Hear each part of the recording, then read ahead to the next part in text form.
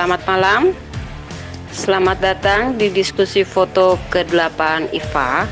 Selamat memasuki tahun 2021. Saya yakin kita semua mendapat pelajaran berharga selama tahun 2020 kemarin. Namun tetap harus diingat bahwa yang lalu hanya tahunnya, bukan pandeminya. Jadi tetap jalankan protokoler kesehatan dengan baik. Dan semoga semakin banyak kreativitas yang asli di dunia fotografi kita tahun ini. Malam hari ini saya, Stephanie Melda, akan bertindak sebagai host pada diskusi kita di awal tahun ini. Oke, sebelumnya saya perkenalkan IFA dulu ya teman-teman. Indonesian Female Aperture adalah sebuah komunitas yang terbentuk awal Oktober dengan visi dan misi ingin ikut berpartisipasi memajukan dunia fotografi dengan mengangkat fotografer perempuan baik personal maupun komunitas. Jadi untuk menjadi bagian dari IFA syaratnya cuma dua, punya visi dan misi yang sama dan perempuan. Kenapa perempuan? Karena selama ini perempuan kurang diberi tempat sehingga IFA merasa perlu membuat wadah di mana kita bisa mengangkat fotografer perempuan sebagai narasumbernya. Namun tetap dengan komitmen semula memajukan dunia fotografi sehingga acara-acara kita tetap terbuka untuk umum. IFA sangat membuka kesempatan bagi fotografer perempuan di seluruh daerah Indonesia untuk ikut berpartisipasi sebagai narasumber. Tujuannya tentu agar kita bisa saling belajar, menambah wawasan, berbagi ilmu, dan menjalin silaturahmi juga. Bagi yang berminat, silakan tulis di kolom Instagram IFA. Pengurus IFA akan segera merespon dan membuat jadwal diskusi bagi Anda. Kami juga membuka kesempatan buat teman-teman yang mau menjadi host maupun moderator. Salah satu program IFA adalah diskusi foto. Semoga ke depan bisa ada workshop, seminar atau training, bahkan kolaborasi dalam bentuk pameran foto maupun buku mungkin ya. Diskusi foto IFA dilakukan setiap 2 minggu sekali dengan narasumber dan topik yang berbeda-beda tentunya. Rekaman diskusi kita bisa dilihat di channel YouTube dengan nama akun Indonesian Female Aperture. Silakan subscribe, like, komen, dan tekan belnya. Bila ada pertanyaan ke narasumber atau masukan buat IFA, silakan menulis di kolom komen kami. Terima kasih. Sebelum kita mulai, saya ingatkan untuk menonaktifkan mikrofon terlebih dahulu sehingga presentasi dari narasumber selesai baru kita open mic. Namun bila ada pertanyaan, silakan menulis di kolom chat supaya nanti kita bisa panggil namanya yang tertulis di screen. Bertindak sebagai moderator kita malam ini, Mila Fadliana, lahir 26 Desember 1974, lulusan Fotografi Institut Kesenian Jakarta, pernah bekerja di majalah Foto Media, membantu riset foto IPOS, waktu itu sama Mas Yudi Suryoatmojo, menjadi fotografer tabloid Muda Musika. Nah, untuk menjawab masukan dari beberapa teman, dari beberapa minggu lalu yang minta Mila jadi narasumber, harap sabar ya. Maklum karya-karyanya masih dalam bentuk slide atau film ya, keberadaannya belum perlu alat deteksi kayaknya ya. Jadi mungkin ini bisa jadi masukan juga buat sekolah-sekolah fotografi untuk mengadakan mata kuliah pengarsipan supaya fotografer kita bisa lebih disiplin dalam menyimpan film atau file fotonya. Yang membuat IFA memilih Mila sebagai moderator malam hari ini karena saat Mila bekerja di Momo, Mila berhasil mengangkat fotografi tabloid sekelas majalah. Mila juga pernah terpilih sebagai peserta Kota Kita kedua, Jakarta Bermain dengan pembimbing Ray Bahtiar Derajat sebagai fotografer di Mata Perempuan kedua juga dengan pembimbing Erik Prasetya. Pameran tunggalnya konser tunggal sosok nada di GFJA. Kayaknya itu dulu dari saya. Saya kembalikan ke moderator. Silakan Mila. Ya, terima kasih Stefani yang sudah memberi kesempatan kepada saya malam ini untuk menjadi moderator beserta wejangannya untuk bagi saya untuk bisa lebih bangkit lagi menjadi fotografer di usia sekarang. Selamat malam teman-teman semua, sehat dan bahagia selalu untuk kita semua. Sebagai moderator malam ini saya akan menyadur tulisan yang dibuat oleh teman saya Stefani, yaitu mengenai awal mula istilah konseptual fotografi yang dimulai pada tahun 1960-an. Berawal dari pemikiran atau gagasan atau ide sekelompok fotografer yang bereksperimen secara visual sebelum mereka melakukan pemotretan. Waktu itu, para kritikus fotografi bingung memasukkan kategori apa gerakan fotografi seperti itu. Di satu sisi, masuk kategori fine art, karena ada kedalaman ide atau konten. Namun, secara teknis, memasukkan unsur fashion, still life, grafis, dan lain-lain. Audiens bisa melihat ide atau konten tersebut, namun bisa juga tidak melihat. Tetapi, mereka masih bisa menikmatinya. Sebenarnya konseptual fotografi mengacu pada pendekatan di dunia foto dokumenter, di mana seorang dokumenter sebelum berlaga di lapangan, ia sudah melakukan penelitian atau pembekalan terhadap situasi, kondisi, dan kemungkinan-kemungkinan yang terjadi. Yang semua itu divisualisasikan sebelum tiba di lapangan. Bahkan sejak awal tahun 2000, dunia jurnalistik juga mulai memakai foto konseptual sebagai ilustrasi di media cetak atau online atau elektronik. Sebut saja GT Image, Forbish, dan lain-lain. Foto yang berdarah-darah, kekerasan, tidak lagi ditampilkan secara utuh atau on the spot. Hal ini bisa dilihat dari foto-foto pemenang kontes World Press Photo.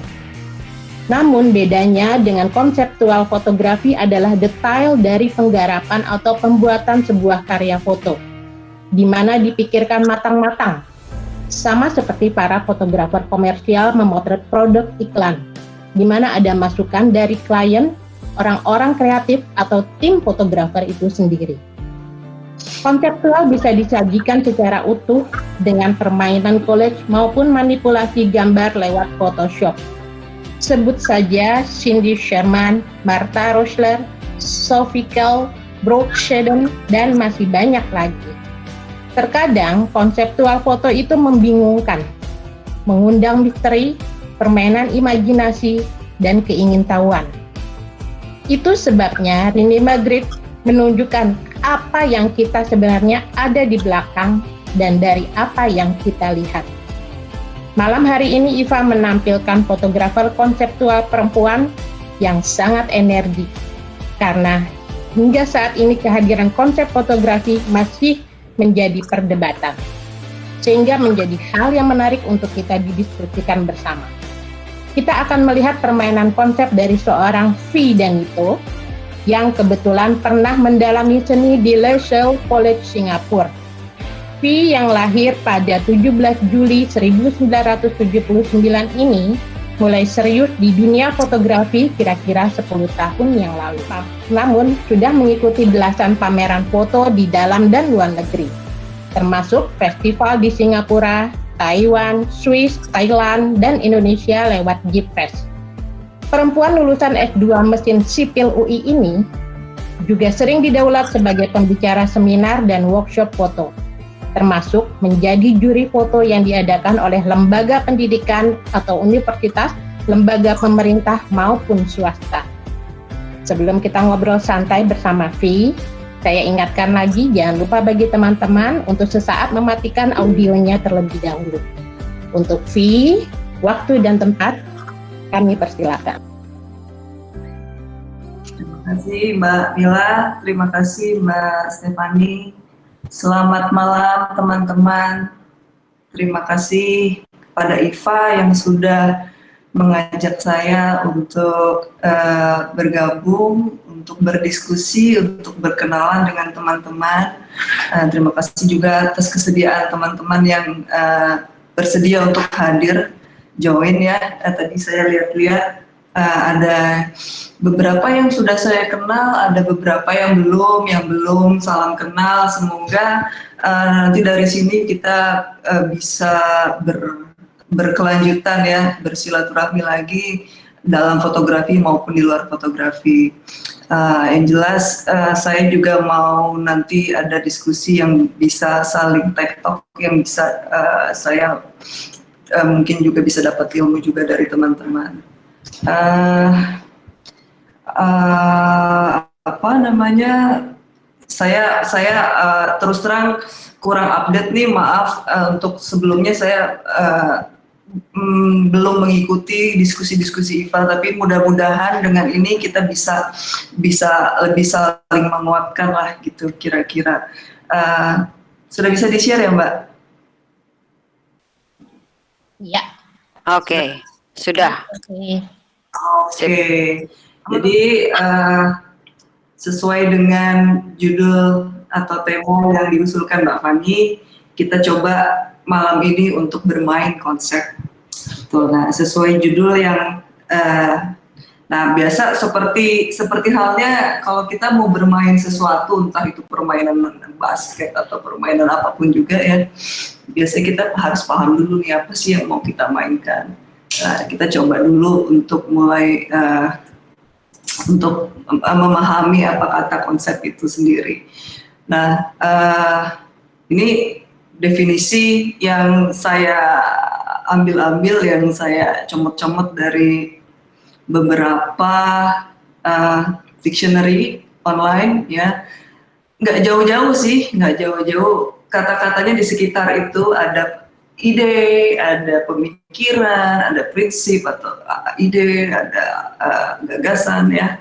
Sama juga dengan kamus Wikipedia Indonesia yang konsep adalah pembawa arti dan mengandung ide berarti mengandung gagasan. Nah, lalu seperti apa konsep yang biasa saya mainkan dalam karya fotografi saya? Nah, kayaknya mungkin saya coba dulu flashback sedikit ya. Mungkin ada beberapa teman-teman yang belum pernah melihat karya saya sebelumnya. Jadi tadi juga ada masukan, mungkin lebih baik saya ceritanya flashback dulu ke belakang beberapa tahun, yang tadi dibilang 10 tahun kira-kira umur karya saya. Jadi dulu memang saya tidak punya basic edukasi dalam fotografi, tidak pernah menerima edukasi formal dalam bidang seni ataupun fotografi, karena saya kuliah di bidang teknik sipil. Tadi koreksi, bukan teknik mesin Mbak, tapi teknik sipil, itu kerjaan bangunan, konstruksi. Nah, lalu saya bekerja di dunia konstruksi. Saya mendapat tugas untuk membuat laporan tentang progres proyek bangunan. Saya dibekali kamera pocket untuk memberikan laporan berupa dokumentasi foto. Nah, entah kenapa saya selalu ingin supaya walaupun ya laporan proyek doang sih, tapi saya ingin supaya kelihatannya cakep apa gimana, apa mainnya. Jadi udah mulai bermain dengan angle dan pengen cari yang enak dilihat gitu. Akhirnya saya waktu itu beli DSLR. Nah, itu tahun 2009 saya mulai beli DSLR. Saya motret apa aja, kemana-mana bawa kamera gitu. Jadi keliling pasar, masuk pasar, apapun yang saya lihat yang kira-kira menarik buat saya foto. Nah, terus mulai lagi motret keluarga sendiri, potret adik sendiri, teman sendiri, apapun itu yang di sekitar saya, sampai ada ajakan teman untuk pertunjukan juga saya coba untuk motret. Artinya saya bereksplorasi motret apa aja, motret yang bisa saya foto. Nah, sampai satu titik saya mendapat kesadaran bahwa center of aesthetic saya adalah human figure. Artinya saya merasa bahwa kekuatan saya adalah motret manusia gitu. Jadi saya suka motret yang ada apa namanya human presence gitu, walaupun nggak harus utuh, walaupun cuma kadang bayangannya aja, atau cuma tidak harus berwujud utuh gitu ya. Tapi itu adalah inspirasi terbesar saya. Akhirnya dari situ saya melakukan lagi namanya eksplorasi potret udah mulai lebih serius, dapat ajakan motret model atau motret apa namanya potret itu yang lebih serius. Terus juga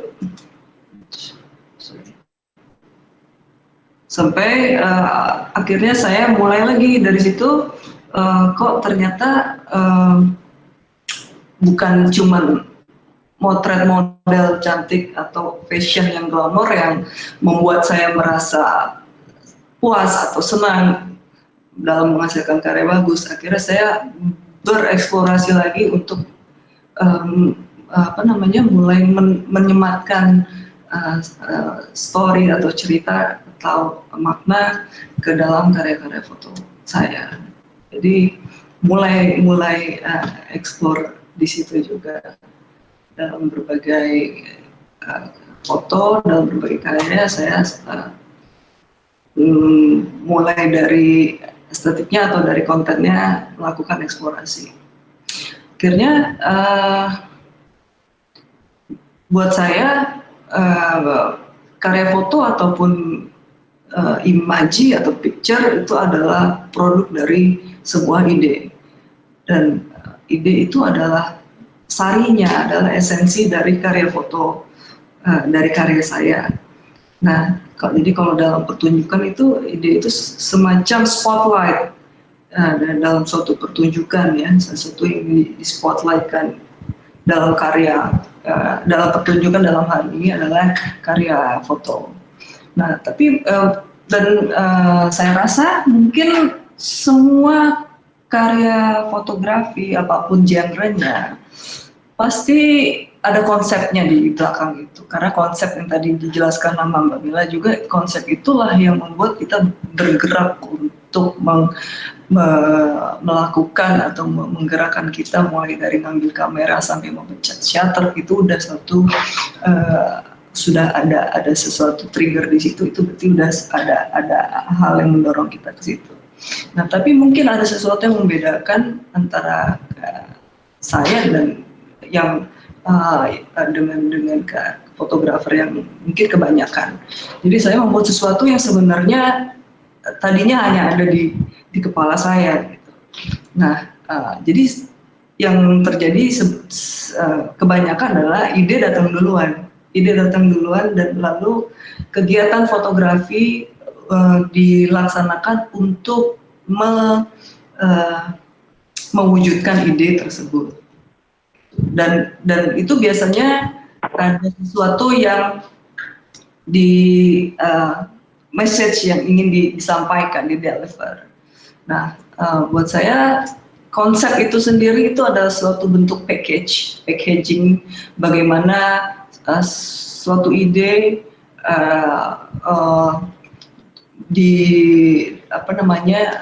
menjadi sebuah karya fotografi, dibungkus dalam suatu konsep dan dibuat dalam karya foto untuk menyampaikan sebuah pesan. Dan saya percaya bahwa setiap kreasi, setiap karya itu mempunyai keunikannya masing-masing.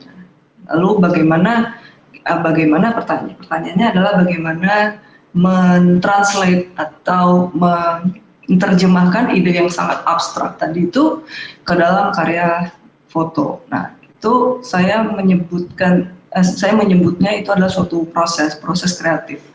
Jadi proses kreatif itu adalah bagaimana menerjemahkan atau menuangkan ide yang tadi bentuknya nggak jelas, itu abstrak banget, itu menjadi sebuah karya foto.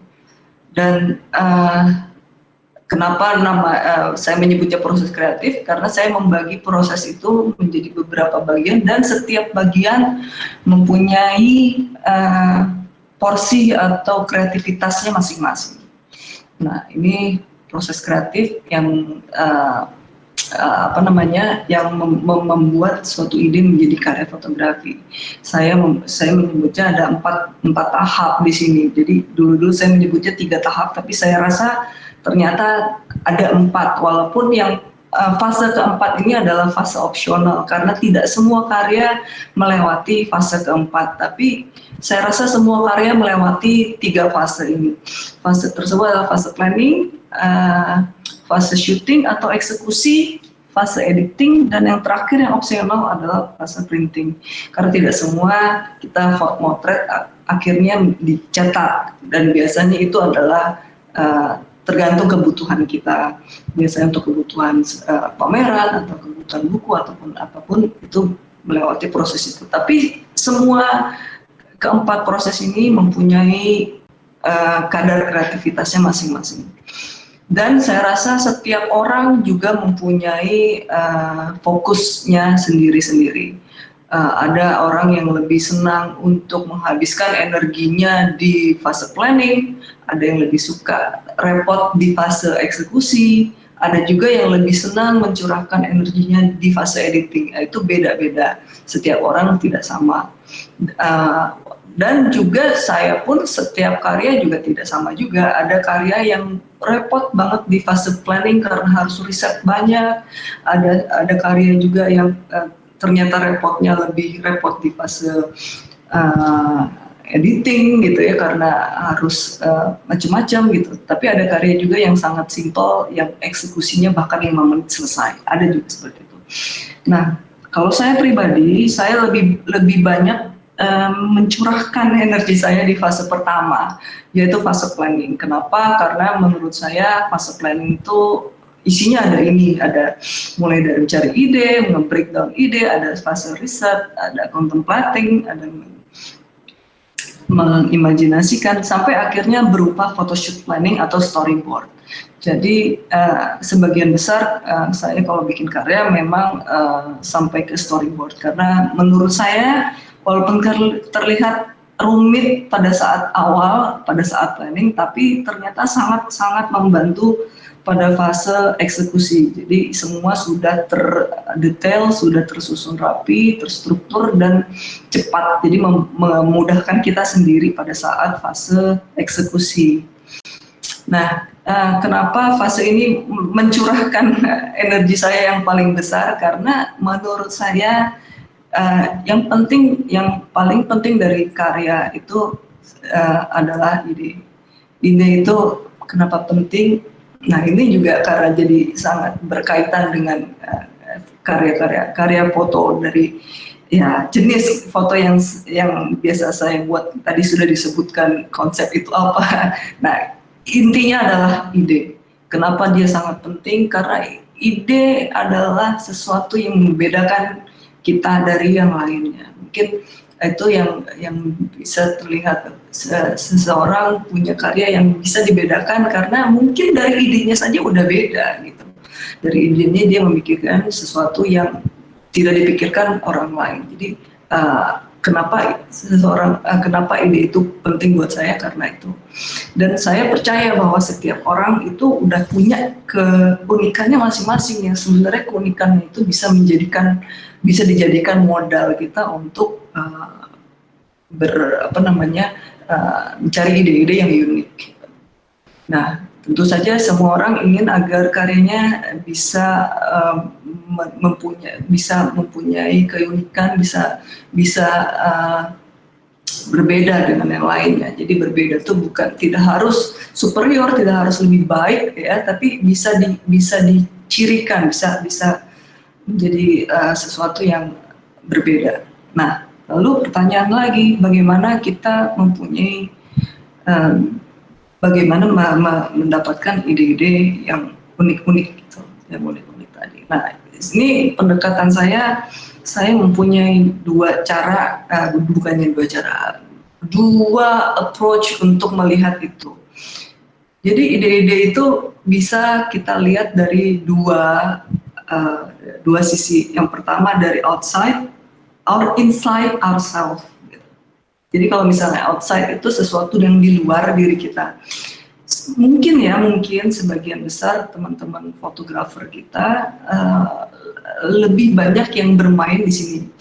Seperti apa? Maksudnya seperti sesuatu yang di luar dari kita yang sebenarnya di sekeliling kita juga. Walaupun dua hal ini kadang overlapping juga sih, membaur juga karena memang begitu cara kerjanya, tidak bisa terlalu dipisahkan dengan garis yang nyata. Misalkan budaya, itu kan sesuatu di luar diri kita, sesuatu yang kita lihat dan kita bisa pelajari, kita cermati, ataupun situasi keadaan sekarang, keadaan ini kita merespon keadaan yang sekarang seperti misalkan pandemi ataupun misalkan isu-isu sosial, isu-isu gender, itu sesuatu yang kita bisa lihat itu agak ada di luar kita.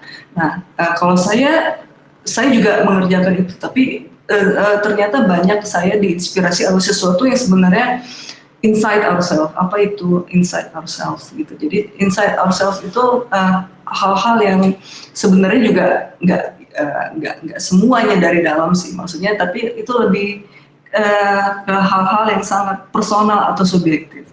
Nah, lalu apa saja yang di dalam itu maksudnya apa gitu? Ini seperti pelukis yang ingin melukis di kanvas yang masih kosong. Apa yang harus kita taruh di dalam kanvas kosong kita? Kalau kita tadi ingin mendapatkan inspirasi dari dalam diri. Dan sebenarnya segala sesuatu berasal dari isi kepala kita. Makanya saya menempatkan mind di situ. Nah, ini isinya. Sebenarnya isinya ini walaupun itu saya ada kata-kata sendiri, tapi sebenarnya lebih sering kata-kata itu saling berbaur satu sama lain ya. Tapi istilahnya itu adalah kondisi internal manusia ya. Human condition sebenarnya isinya itu kebanyakan sensation, perception, feeling, memories, action, imagination, passion, thoughts kayak gitu. Jadi sesuatu yang sifatnya lebih ke dalam, internal. Seperti misalkan sensation itu misalkan kita sensing physical, apapun yang kita rasakan, yang diterima oleh sensori kita, indera kita rasakan, itu bisa kita angkat juga ke dalam bentuk foto. Nah, perception atau spotlight yang melingkan ke yang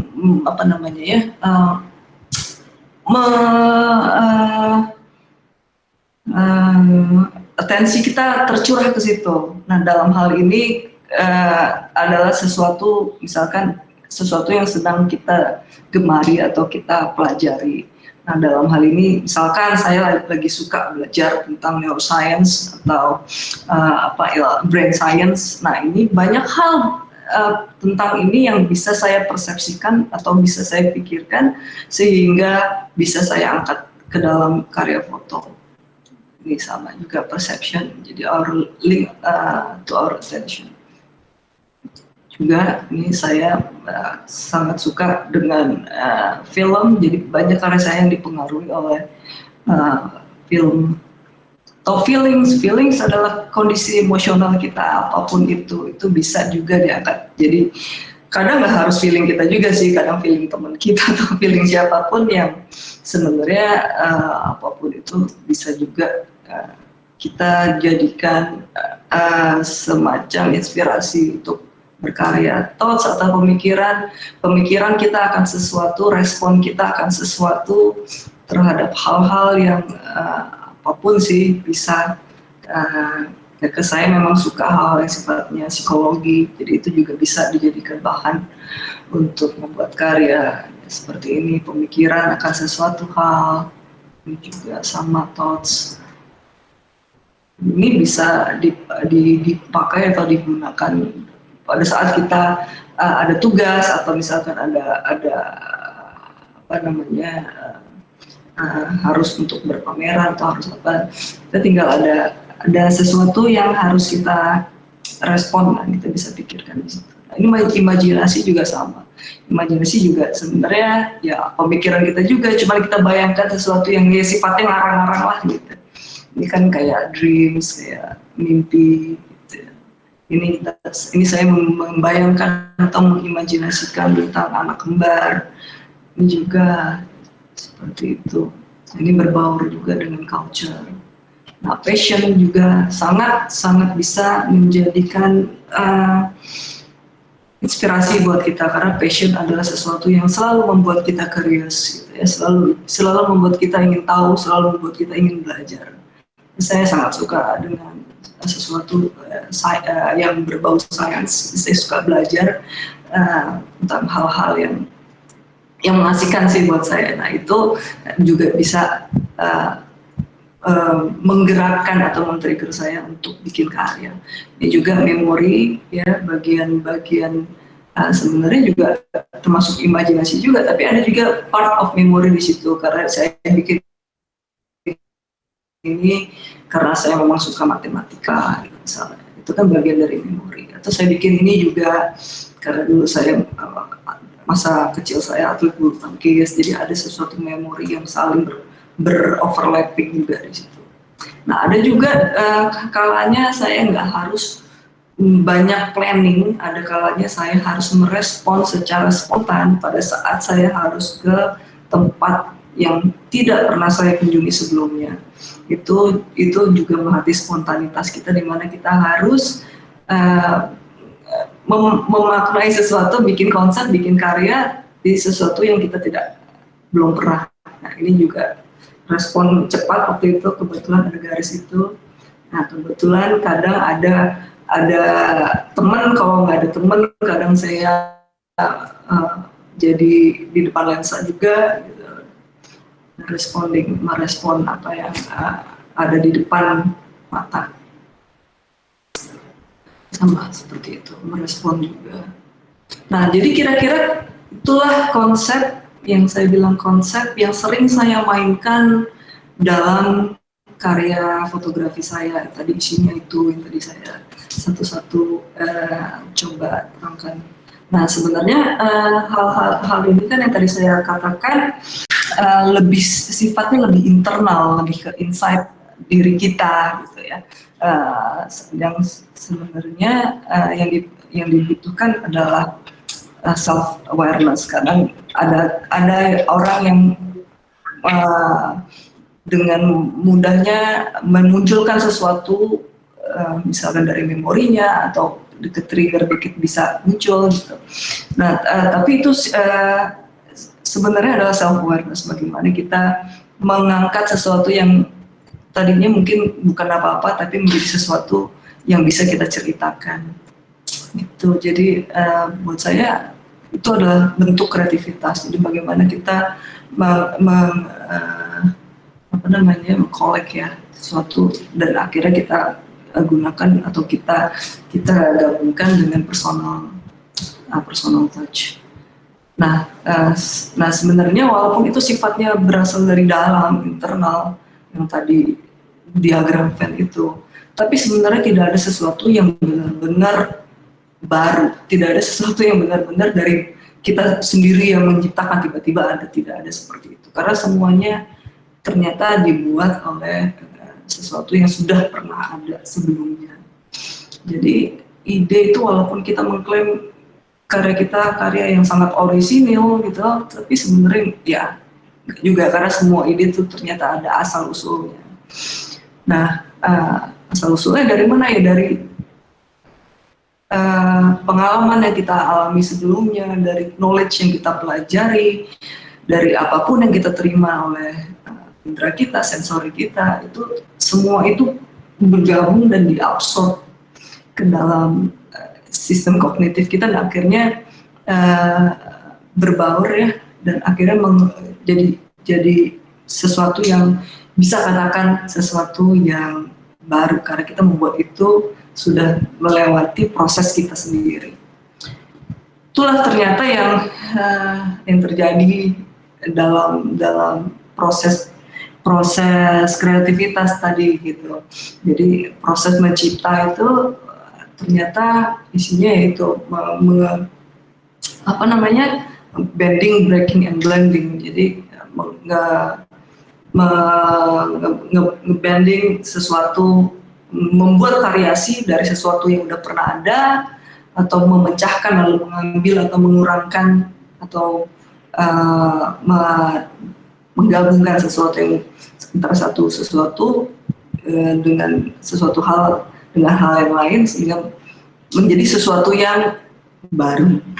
Sebenarnya sih nggak baru-baru amat. Jadi kita terus membuat eksplorasi itu selalu seperti itu. Jadi antara sesuatu yang pernah ada dengan new possibility, dengan sesuatu yang yang belum pernah ada, tapi itu sebenarnya sudah melewati itu. Jadi buat saya kreativitas itu sebenarnya ya seperti muscle juga, seperti otot juga, semakin itu dilatih maka akan semakin kuat. Sama halnya juga dengan konsep, mengonsep pun juga sebenarnya adalah skill. Jadi skill mengonsep itu semakin kita sering konsep ternyata itu kita akan semakin lihai juga dengan latihan-latihan. Nah untuk supaya kita lihai, supaya kita punya banyak input, kita juga harus banyak memasukkan hal-hal yang menurut kita berguna, menurut kita bagus, sehingga itu menjadi modal kita untuk berproses dalam sistem internal kita. Untuk apa? Supaya kita bisa bercerita dengan lebih bagus, bercerita dengan lebih indah, bisa berpuisi dengan lebih cantik, supaya kita juga bisa berekspresi lebih ekspresif lagi. Karena itu ternyata bagaimana kita berfotografi. Kira-kira begitu. Terima kasih teman-teman.